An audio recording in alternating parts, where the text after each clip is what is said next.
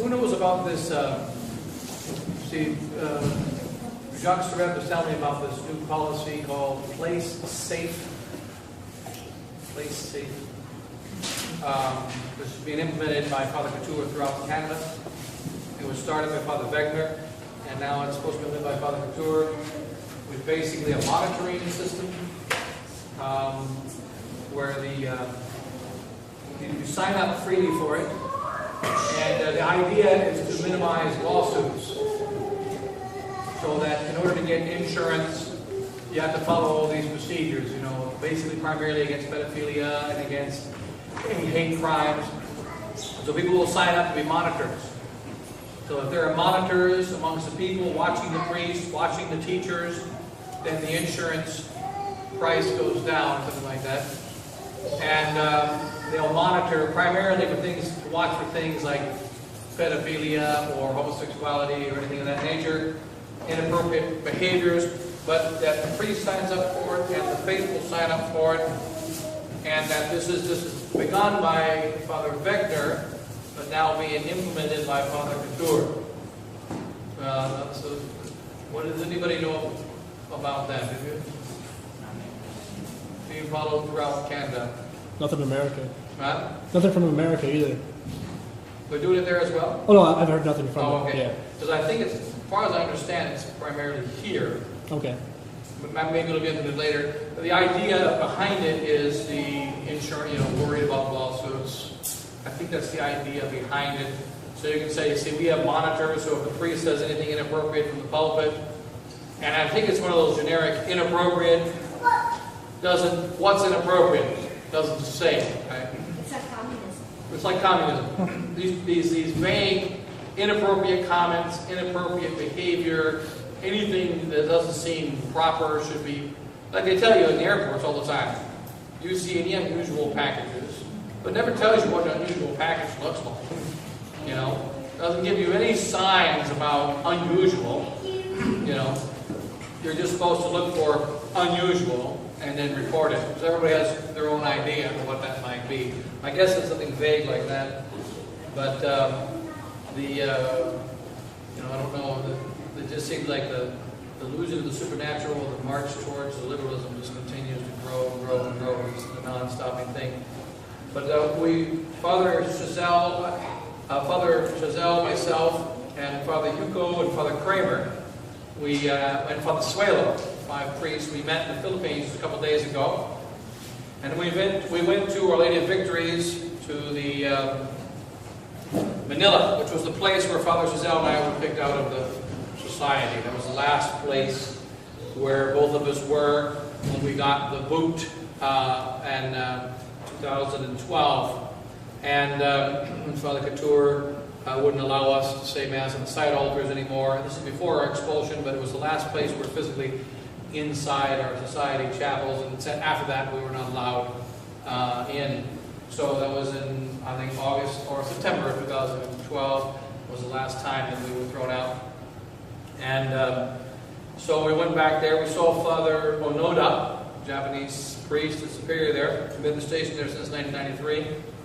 And been the superior, I think, since 2010 or 11. And talked for about 4 hours, well, maybe 3 hours, with Father, standing in front of the sacristy outside. And the beginning of the conversation, with Father Hugo had never met Father Onoda. And at the beginning of the conversation, Father said that the syllabus of errors may not be infallible. We used to think it was infallible. But Cardinal Joseph Ratzinger said it may not be infallible. So maybe it's not infallible. And then Father Hugo said, what seminary did you go to? I said, well, I went to Ecom. He said, well, you couldn't have learned that in Ecom. We obviously don't quote Cardinal Ratzinger as the authority on doctrine. And he can be an authority on heresy, because it's pretty safe if he believes it. It's a heresy. So that could be a pretty safe litmus test for heresy and evil, but not for the truth. And, then of course Father primarily said that the principal problem of the resistance, Father Onoda, is that Father Pfeiffer and Father Chazelle, the two of us, we always exaggerate, take things out of context, and say half-truths. So exaggerate, take things out of context, and say half-truths. And in the course of the conversation, Father was showing that he's trying to find a way to justify the new theology of the society. And he came up with a theory that Father Hugo and Father Giselle had never heard before, and that is that how do we deal with the question of the two churches? Are there two churches? He wouldn't really give a clear answer. Archbishop Lefebvre, remember, there's a conciliar church and there's a Catholic church. The Pope is somehow mysteriously head of these two churches. He's involved in these two churches, the false church and the true church. And that so there are two churches, the conciliar church, the church of the council, and we're not calling it the church of the council, as Lefebvre pointed out. They call it the church of the council. They're the ones that came up with the notion, church of the council.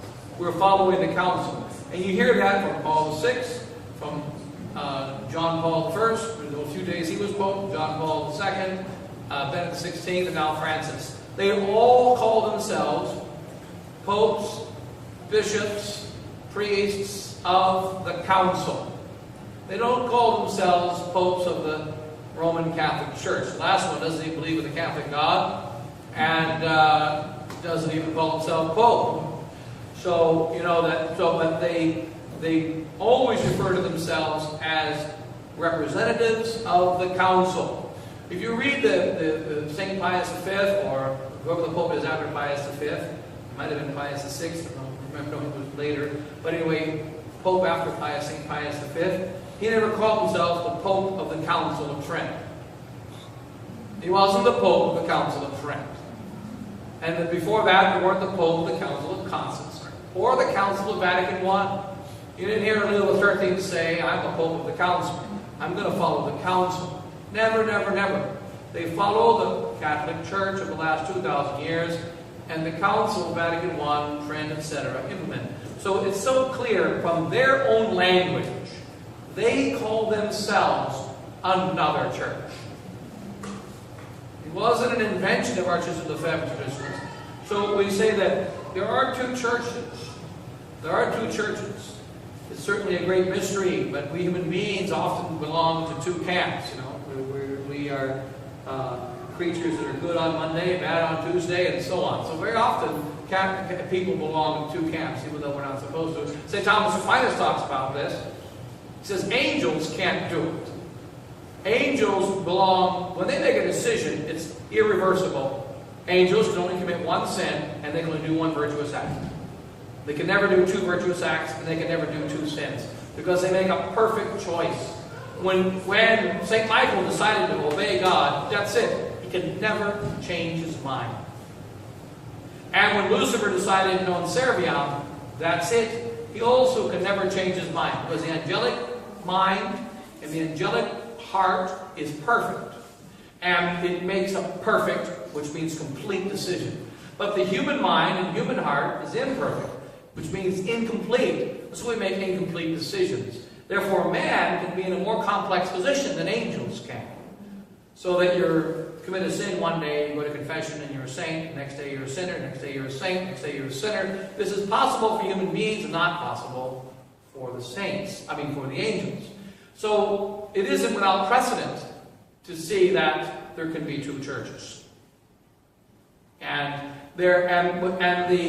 It's them that gave the name, Church of the Council. There we are. I think it was Cardinal, whatever his Bellini, or whatever his name was back in the 1970s, that mentioned it to Archbishop Lefebvre in 73 or 74. So, how do we deal with it? Archbishop Lefebvre said there were two churches. Now, Father Nelly, Father Pfluger, Bishop Foulet, and the new teaching of the society say there's only one church. So we've got a problem here, and within the SSPX we have a problem, because we say we follow the teaching of Archbishop Lefebvre, and here we have an example where Archbishop Lefebvre taught two churches, and Bishop Foulet teaches one church. So many priests are trying to find a way to marry the two teachings, so that they are not contradictory. Now the method of Father Onoda I've been thinking about this the last 2 years. He says, I think of it as though that the new church is like a fetus. It's in the state of a fetus. It's kind of a new church in potency. So that it's a new church that's not yet perfected. It's not yet grown to be a fully new church yet. So there's still only one church. But inside this church there's a fetus, which is somehow growing to perfection, and that it wouldn't become a false church or another church until and unless there's an infallible proclamation from Rome. For instance, everybody must believe in religious liberty or they're going to go to hell. Everyone must believe in homosexuality or they're going to go to hell. But in fact, we mentioned the Father said the devil doesn't work like that. The devil doesn't say, you must believe in homosexuality or you're going to go to heaven. That's speaking like a Catholic. The devil doesn't speak like a Catholic. Catholics speak in absolutes. We say, you must believe in the Blessed Trinity or you're damned. If the devil spoke like a Catholic, he would say, you must deny the Blessed Trinity or you're going to go to heaven. You must believe in homosexuality or you're going to go to heaven. But the devil will never speak like a Catholic. He must speak in a demonic way, which means with confusion and with multiple options. He can't speak like a Catholic. He's not going to say everyone must believe in heresy. He will not say it as a Catholic says it. He's going to say it in a different way. He's not going to do that. And so he's trying to find another way of explaining how there's two churches, but there's only one church, and the fetus and the, what do you call it, not really a full two church. There's a great disturbance. They're really unhappy. It was a happy place when we were there. It's not a happy, it doesn't seem to be a happy place anymore. But it's very clear that they're trying to find a way to make the teaching of the church and the teaching of the Society of 510 for the last 40 years somehow fit into the new teaching. And then they say, oh, it was thrown out. They always say the same thing. Although notice it's the same thing. The Declaration of April 15th, it was thrown out. Declaration of April 15th, it was not, was it denied? No, it wasn't denied. I said, okay, if the Declaration of April 15th is thrown out, and if it's in the wastebasket, then to say that it's garbage should be fine. What's wrong with saying that which is in the wastebasket is garbage? Now, if it's really in the wastebasket, when we say it's garbage, they should be happy, since they threw in the garbage. However, since it's not thrown in the garbage, it isn't in the wastebasket. They're very upset when we say it's garbage. No, everything in that declaration is true. So, Father Hugo asked Father Noda, what about legitimately promulgated? And we've asked that so many times. He said, well, legitimately promulgated can be understood in the right way. You're taking it out of subject, you're subjectively twisting it and taking it out of context. That's what they say of us. So if you understand legitimately promulgated to mean that the Pope has the power to legitimately promulgate things, then it's okay. Pope has the power to legitimately promulgate. But the statement is Mass legitimately promulgated. Nothing about papal power. Papal power is another section of the theology called De Ecclesia, and De Romano Pontifice, the power of the Pope. This is not about the power of the Pope, this is about the exercise of that power. And when the Pope says this Mass is promulgated, the subject is Mass, and it's about whether the Mass is promulgated. It's not about the Pope or Council or anything else. It's about Mass. New Mass legitimately promulgated. The Mass was not legitimately promulgated, period, in any way, shape, or form. The Father wasn't able to really answer that. He said just take it only as the papal power that should be promulgated. But there is the problem is that the new theology is getting deeper and deeper in the society. It is. We just have to keep standing for the truth and keep blasting the errors and wait for the time for the victory of Our Lady. But it's very dangerous, extremely dangerous for the soul to stay inside of the mainstream. It's a sucking away of the soul, sucking away of the faith. It's like a vacuum cleaner, a shop vac, pulling out the faith, cleaning it out. Is extremely, extremely dangerous for the soul, because you can't defend yourself against everything. You saw the letter on November the 15th, November 21st, 2014 letter of Bishop Fuller to the Friends of Benefactors. First paragraph. He says that the wisdom of Cardinal Joseph Ratzinger, he had a pessimistic view of the church 17 years ago, back in 1997. You remember in 97, everything was wonderful. The church was Catholic. It was love and joy all around. Everybody was going to Mass. They were doing sacrifices. All the women were modest. Babies were coming out everywhere. It was just a holy time in the church. That's what's implied. I don't remember being like that in 97, but that's what's implied. In 97, he had a pessimistic view of the future, in which there would be, says Cardinal Joseph Ratzinger in his wisdom, he said that there would be small little pockets, little mustard seeds that would live the faith in a lively way. And of course, what Joseph Ratzinger means is small Christian communities living faith. And remember from Cardinal Ratzinger, faith does not mean you believe in anything. It's just the act of belief, not what you believe in. If you've seen the movie, I think it was in the early 2000s, Polar Express.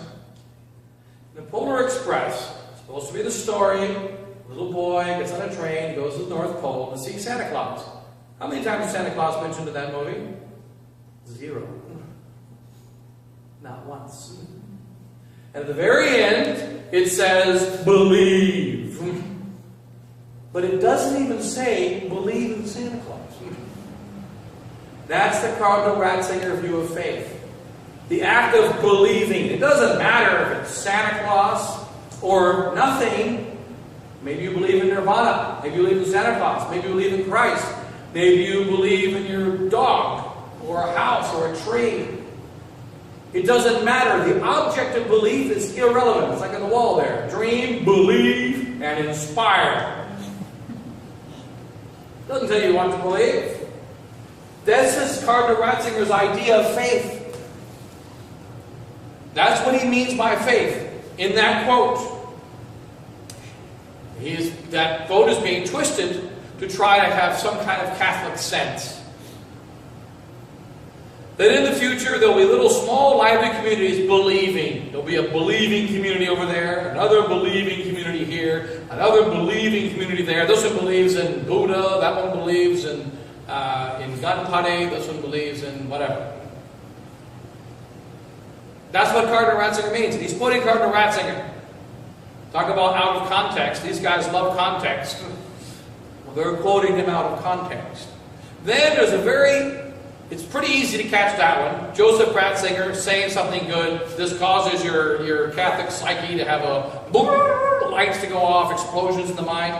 But then in the second paragraph, Bishop Fuller says, the church has been the way it is for at least 1,500 years. Now that's not as obvious. That's a very serious problem. What year is it right now? 2015. When was Jesus Christ born? 2015 years ago. When did he found the Catholic Church? 33 years after his birth. Was that 1,500 years ago? See the mathematical problem? The church has been in its Catholic state for at least 1,500 years. Maybe even 1,600 years. In other words, the 12 apostles weren't really bishops like St. Albert the Great or St. Alphonsus. They weren't bishops like St. Alphonsus. They weren't bishops like St. Pius X. They were a different kind of bishop. And St. Peter wasn't a pope like St. Pius X. He was a different kind of pope. The kind of pope in the image of Pius X and St. Pius V. This pope comes into being sometime in possibly the 5th, maybe as late as the 6th or 7th centuries. But great scholars recognize it probably goes back as early as the 4th century, maybe even as early as St. Sylvester. What is that called? Modernism. The heresy of modernism. The church has not been the way it is for at least 1,500 years. It has been the way it is for 2,000 years. You see, those kind of statements, they go into your soul. You don't catch it. You can't catch every single evil. You hear Ratzinger, that makes you scared. When you hear 1,500 years, it doesn't. They've lost the faith.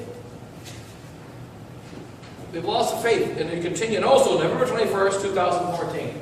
November 21st is a very important day for us. 2014. 40 years before that was November 21st, 1974. That's an extremely important day for the Society of St. Pius X. Because that's the day that Archbishop Marcel Lefebvre wrote his declaration. Bishop Fillet writes a letter to friends and benefactors, 4 pages long, on November 21st, 2014, and doesn't mention the declaration once. Doesn't mention the contents of the declaration once. He abandons it. It's a bit like a modern Christmas. You talk about Frosty the Snowman. You talk about the Grinch. I always liked the Grinch. One of my heroes. You talk about Frosty the Snowman. You talk about the Grinch. You talk about Rudolph the Red-Nosed Reindeer. In the name of the Father, and the Son, and the Holy Ghost. Amen. And you forget talking about our Lord Jesus Christ. That's a problem. And in a similar way, for a priest of the SSPX, on November 21st, 2014, on the 40th anniversary of a most significant document in the history of the SSPX, a turning point in the history of Catholic tradition, doesn't mention it. This is very grave.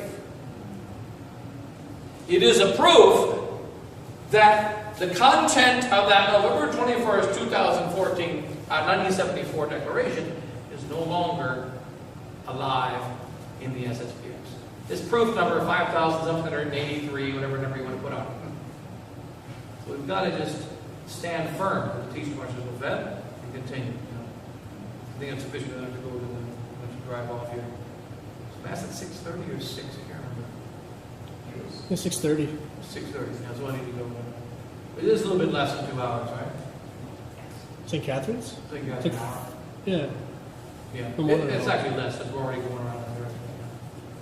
Okay, well that's sufficient there. Any questions or whatever? Can you do research on that place? It's got to be a place safe, I think it's called. We'll look into it. They've got, when Judge Surratt told me about it, he didn't mention the insurance aspect. He told me about it yesterday, he talked about the insurance. But the reason to do it is because of insurance. And it's kind of maybe a little bit complex. Father Wegner set it up, and Father Couture is implementing it. So you have monitors, people sign up. The more people sign up, maybe the rates of insurance go down, I don't know exactly what it is.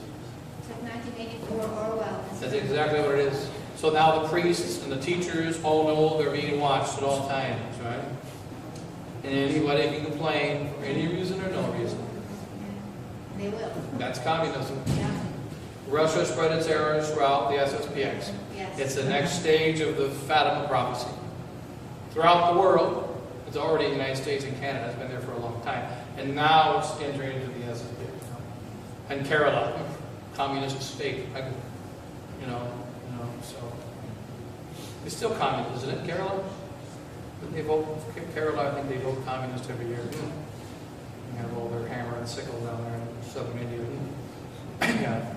So, but in any case, we better close. We'll just say a quick prayer. Aye.